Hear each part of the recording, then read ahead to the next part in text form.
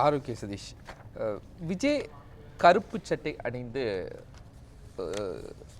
CBI விசாரணைக்கு போறாரு. என்ன சிம்டத்தை வெளிப்படுத்துறாரு? என்ன சமிஞ்சை சொல்றாரு? சட்டை போட்டதுக்குன்னா கேட்டீங்கன்னா நான் என்ன பதில் சொல்றது? விஜய் அரசியலே குறியீடு அரசியலா தானே தொடர்ந்து அவர் செஞ்சுட்டு இருக்காரு. இல்ல அதை நம்ம அந்த அளவுக்கு நம்ம எடுத்துக்க வேணாம். இதுல ஒண்ணு வந்து என்ன சார் சொன்னது மாதிரி தான் அதுல நான் வந்து இது பண்றேன். தட் இஸ் இந்த சிபிஐ வந்து பார்த்தீங்கன்னா எப்போதுமே யூனியன் கவர்மெண்ட் கண்ட்ரோலில் இருக்க வேண்டிய சிபிஐ இப்போ வந்து பார்த்தீங்கன்னா இது அட்டானமஸாக தான் இருந்தால் கூட யூனியன் கவர்மெண்ட் கண்ட்ரோலில் தான் இருக்குது. பட் இந்த கேஸை பொறுத்த வரைக்கும் சார் சொன்னது தான் கரெக்டு. அதாவது it has been headed by one SIT and where a judge and 2 executive members are the part of it. அவங்க வந்து they'll be in turn they'll be giving a report to the Supreme Court. So இது supreme கோர்ட்டால கொடுக்கப்பட்டனால தேர்தல் நேரம் வருகிற போது ஜனவரி மாதம் அப்படிங்கும்போது இது ஒண்ணே என்ன கேட்டிங்கன்னா விஜய்க்கு ஒரு புதிதான ஒரு விஷயம். தேர்தல் அடுத்த மாதங்கள்ல பிரச்சாரத்தை துவங்கணும். அடுத்தடுத்த விசாரணை இருக்கும்போது இது ஒரு கஷ்டமா இருக்காதா? இல்ல இது எப்படி கஷ்டமா இருக்கும்ன்றீங்க? ஏன்னா Vijay is the witness for the proceedings. 41 பேர் மரணம் அப்படின உடனேயே ஒரு மாதம் அவர் வெளியிலே வரல சார். ஒரு மாதத்துக்கு அப்புறம் வராரு. அது ஒரு நியாயம் வாங்கி கொடுக்கிறது யாரோட வேலை? விஜயோட வேலை தானே அது. ஸோ இவங்க என்ன கூப்பிட்றாங்க? விட்னஸ் கூப்பிடுறாங்க. 2 நாளைக்கு முன்னாடி வந்து பார்த்தீங்கன்னா விஜயோட பிரச்சார வாகனம் வந்து போயிடுச்சு, அது போயிடுச்சுன்னு ஒரு பெரிய ஒரு ப்ரொமோஷன். ஓகேங்களா? இன்னைக்கு ஈவினிங் திருப்பி கொடுத்துட்டாங்களா? இன்னைக்கு ஈவினிங் திருப்பி கொடுத்துட்டாங்க. நான் தான் சொன்னேன் 2 நாளைக்கு முன்னாடி ஒரு இன்டர்வியூல நான் சொன்னேன்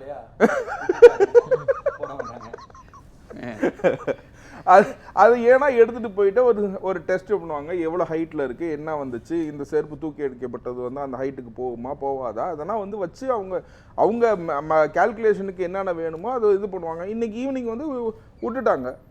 ஓகேங்களா? This is the witness. இப்போ விஜய் சொல்லாமல் வேற யாரு போய் அங்கே சொல்ல முடியும்?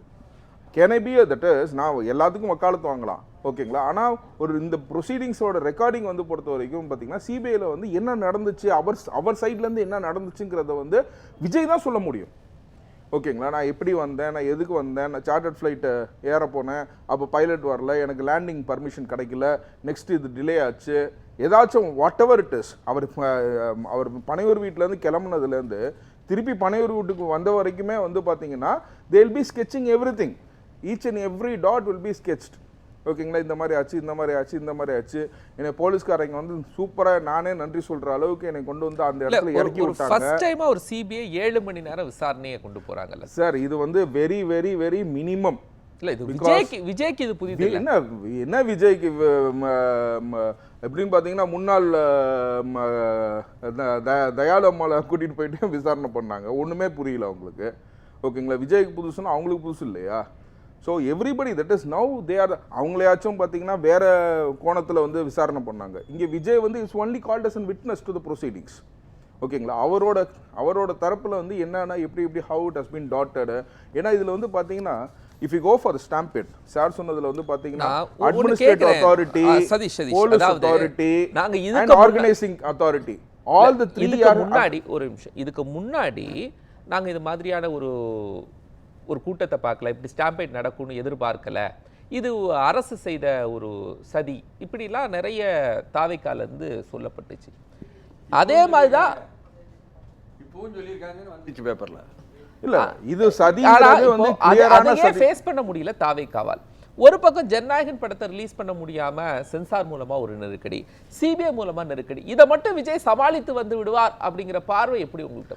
இல்ல இது ஆக்சுவலா இது நெருக்கடியே கிடையாது. This is the usual procedure தான் நான் சொல்லுவேன் with regard to CBI. Usual procedure for CBI. இது விஜய்க்கு யூசுவலா ஹேண்டில் பண்ண முடியுமா?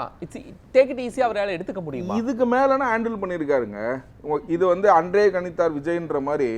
ஓகேங்களா? ஆடியோ லான்ச்லயே சொன்னாரு, நம்மளை வச்சு படம் எடுக்கிறீங்க, ஓகேங்களா, சும்மா சாதாரணமாக ரிலீஸ் பண்ண விட்டுற மாட்டாங்க. ஓகேங்களா? இதை என்னைக்கு சொல்கிறாரு? ஆடியோ லான்ச்சில் சொல்கிறாப்புல விஜய், ப்ரொடியூசர்கிட்ட சொல்கிறாப்புல.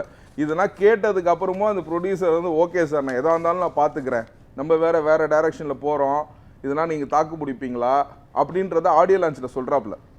ஓகேங்களா? அந்த ஆடியோ லான்ச்சில் சொன்னது வந்து இப்போ இங்கே நடக்குது.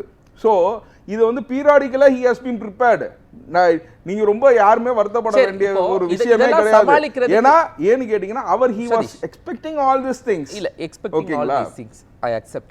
ஆனால் இந்த நெருக்கடியை யார் விஜய்க்கு கொடுக்கறாங்க? இந்த நெருக்கடியை நம்பி பணம் போடுறீங்களே, உங்களுக்கு லாஸ் ஆயிடக்கூடாது. ஏன்னா விஜய் புரிஞ்சுக்கிறாரு. ஜனநாயகம் படத்தை பொறுத்த வரைக்கும் விஜய்க்கு ஒண்ணுமே கிடையாது. விஜய் பணத்தை வாங்கிட்டாரு. சோ கேவிஎன் ப்ரொடக்ஷன்ஸ் தான் உங்க பார்வையில இந்த ப்ராப்ளம். இந்த நெருக்கடியை கொடுக்கறாங்க விஜய்க்கு. இல்ல இந்த சிபிஐ பொறுத்த வரைக்கும் இந்த நெருக்கடினே நான் சொல்ல மாட்டேன். சென்சார் போர்டு சொல்லுங்க, ஜனநாயகனுக்கான நெருக்கடி இல்ல. சிபிஐ பொறுத்த வரைக்கும் this is the usual procedure, this what it is happening. இது 7 hours. நான் தான் மார்னிங்கே நான் சொன்னேன் 7:30க்கு அவர் வந்து வெளியில விட்டுருவாங்க அப்படின்னு. ப்ராபப்ளி நாளைக்கு ஒரு நாள் இருக்கும், வேற எதுவும் இல்லை. இது சிபிஐன்னு நீங்க போயிட்டீங்கன்னா ஒரு விஷயத்தையுமே நான் வந்து சொல்றேன், ஓகேங்களா? ஒரு பர்சனை இப்போ நீங்க எழுதிருந்தீங்க அப்படின்னா, உங்க எழுத்து மூலியமா ஏதாச்சும் டாக்குமெண்ட் வருது அப்படின்னா, ஸ்மால் ஏலேருந்து பிலேருந்து எல்லாம் ஒரு பக்கம் எழுத வைப்பாங்க, உங்க சிக்னேச்சர்னா போட வைப்பாங்க, ஓகேங்களா? அந்த மாதிரி வந்து சிபிஐன்னு எடுத்தீங்கன்னாவே it will have an enquiry of 4 to 5 days. இங்க வந்து பாத்தீங்கன்னா இட்ஸ் an allegation which has been thought. என்ன அலிகேஷன் கேட்டீங்கன்னா, இதுக்கெல்லாம் காரணம் வந்து செந்தில் பாலாஜிங்கிறாங்க, ஓகேங்களா? செருப்பு எரியப்பட்டது எப்படி 41 பேர் வந்து தன் வீட்டு பிள்ளையாக விஜய் விசாரிக்காம முதல்ல விஜய் விசாரிக்கிறதுக்கான தேவையா வந்துச்சு? இல்ல, ஆக்சுவலா வந்து பாத்தீங்கன்னா நீங்க இததான் நீங்க தப்பா நீங்க, அதாவது விக்டிம்ஸை வந்து எப்படி இது பண்ணுவாங்க, விட்னஸை வந்து எங்க பண்ணுவாங்க, how to do this things. இறந்து போனவங்களை பக்கத்து வீட்டுக்காரங்கள்ட்ட போய் நீங்க கேட்டீங்கன்னா எப்படி தெரியும்? இப்போ என் வீட்டிலே ஒரு நடந்திருக்குன்னா கூட நான் அந்த சம்பவத்தை பற்றி எனக்கு டைரெக்டாக தெரியுங்கிறது எனக்கு தெரியாது.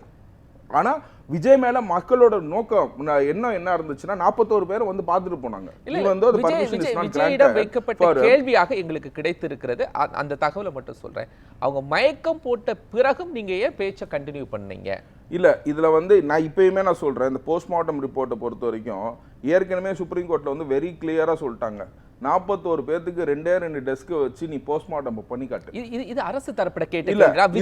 என்னன்னு கேட்டீங்கன்னா, so they are not able to do it. இது அப்படின்னா 41 பேருக்கு 2 பெட்டை வச்சு நீங்க போஸ்ட்மார்ட்டம் அந்த நேரத்துல இவ்வளவு பேருக்கு நீங்க பண்ணிருக்கீங்கனாவே அதுவே பொய்ன்னு காட்டப்படுது.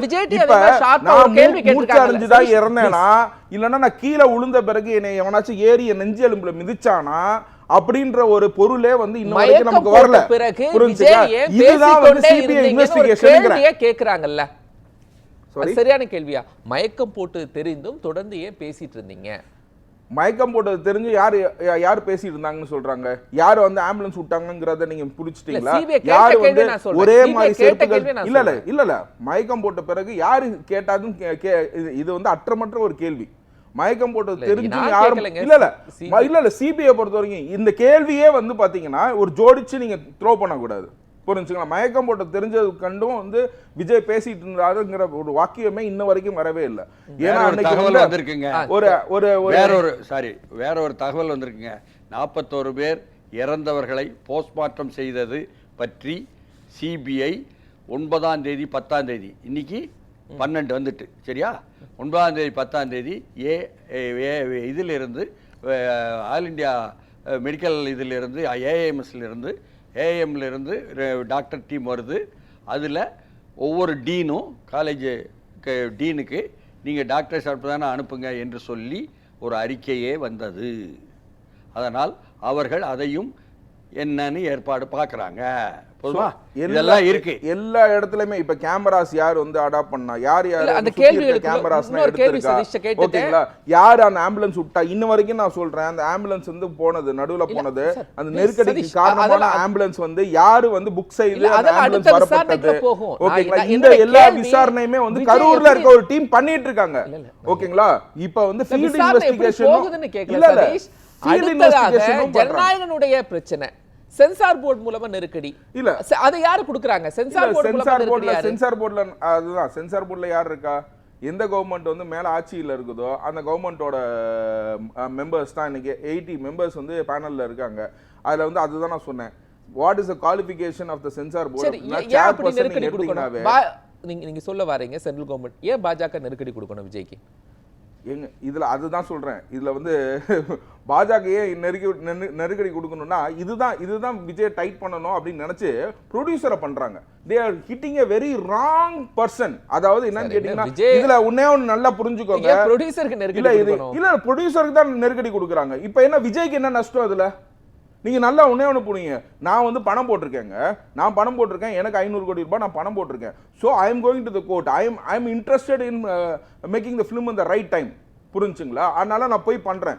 எனக்கு சிங்கிள் நீதிபதி ஜஸ்டிஸ் ஆஷா வந்து நீதிபதி தீர்ப்பையும் கொடுத்துட்டாங்க. அதாவது ஆஸ் பர் ரூல் 24, அதாவது என்னன்னு கேட்டிங்கன்னா 23 கட்டு இருக்குதுன்னு சொல்கிறாங்க. அந்த 23 கட்டை வந்து நான் பண்ணிட்டு உங்கள்கிட்ட கொடுத்துட்டேன். அந்த 23 கட்டை நான் பண்ணி கொடுத்துட்டேன் அப்படின்னா you have to issue the certificate to me. You cannot prolong the proceedings.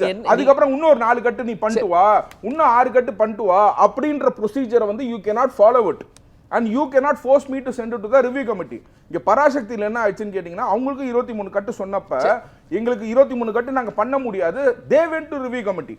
But இங்க வந்து நீங்க சொன்னது எல்லாத்தையும் செஞ்சுட்டாங்க. ஓகேங்களா, செஞ்சுட்டு அவங்க போயிட்டு வந்துட்டாங்க.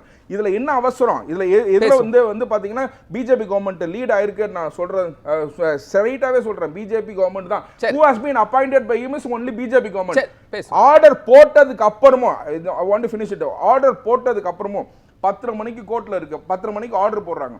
10 மணிக்கு ஆர்டர் போட்ட உடனே நடுவுல போய் ஒரு மென்ஷன் பண்ணி 2:15 திரும்ப கொண்டு வந்து அந்த கேஸை 3:30 மணிக்கு அதுக்கு வந்து ஸ்டே வாங்குறாங்க சீஃப் ஜஸ்டிஸ் கோர்ட்ல. இது வந்து இப்படி ஒரு இதே நடக்கவே நடக்க. அதற்கு வந்து இன்னைக்கு சுப்ரீம் கோர்ட்ல போய் மென்ஷன் பண்ணிருக்காங்க. இன்னைக்கும் சுப்ரீம் கோர்ட்ல என்ன இருக்கு, they have put a caveat against him. அதாவது எப்படி ஒரு ஆர்வம் அப்படின்னு கேட்டீங்கன்னா ஒரு நிறுவனம் வந்து 10 மணிக்கு போட்ட ஆர்டருக்கு 3:30 மணிக்கு மதியானம் கொண்டு வர முடியுமா அப்படிங்கிறது. இந்த நெருக்கடிக்கு காரணம் வந்து பிஜேபி அரசு தான். எம்ஜிஆருக்கு எப்படி வந்து அந்த படம் வந்து சொல்லுவாங்க உலகம் சுற்றும் வாலிபன், அந்த மாதிரி இது விஜய்க்கு வந்து பாத்தீங்கன்னா ஜனநாயகம் சூப்பர் ஹிட் ஆக போகுது. சூப்பர் ஹிட் ஆக போகுது. இந்த ப்ரமோஷனுக்கு பிஜேபிக்கு நன்றி. இதுல ஒண்ணு வந்து தெளிவாயிடுச்சு தனியரசன் பேச்சுல. அதாவது தாவேகா வந்து விஜயோட பி டீம்ங்கிறது இன்னையில இருந்து அழிக்கப்பட்டது. பராசக்திக்கு அவங்க வந்து சர்டிஃபிகேட் வாங்கின விதத்தை பார்த்தீங்கன்னாலும், அவங்க கரெக்டாக அந்த டேட்டில் ரிலீஸ் பண்ணதை பார்த்தீங்கன்னாலும், இவங்க சண்டை போடுற மாதிரி சண்டை போடுவாங்களாம், இவங்க 2 பேரும் கடைசியில் சேர்ந்துக்குவாங்களாம் அப்படின்னு முன்னாடி விஜய் ஒரு டயலாக் பேசுவாப்புல.